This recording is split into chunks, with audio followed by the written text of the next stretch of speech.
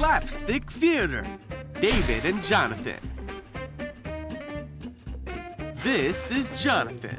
Hey! Who was the son of King Saul and a warrior in Israel's army.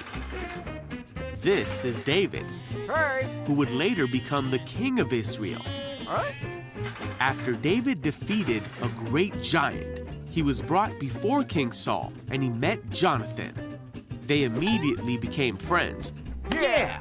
and Jonathan made a pact with David and showed him that by giving David his robe and weapons. Oh, hang on. From that time on, David was successful in all he did, Oh! and King Saul became jealous of David and very angry. Saul wanted his servants and Jonathan to get rid of David, but because Jonathan loved his friend David, he warned David of what his father was planning.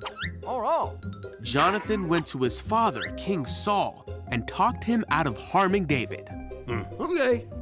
For a time, David was safe from King Saul's plans, Phew.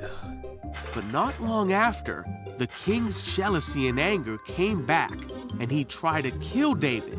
Whoa! David got away, and his friend Jonathan came to help him. Hang on there.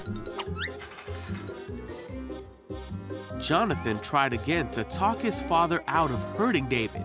No. But now King Saul was convinced he needed David to be gone. Jonathan was angry and sad that his father would not let his friend go. And he knew that David would have to go into hiding and run from King Saul. Jonathan met David one last time, and the two cried and said their goodbyes. Jonathan told David to go in peace and that they had a special bond in God's name. Then David left and lived a life on the run from King Saul, and Jonathan returned to the town. Even though they were separated, the two were the best of friends and were an encouragement to one another. Yeah!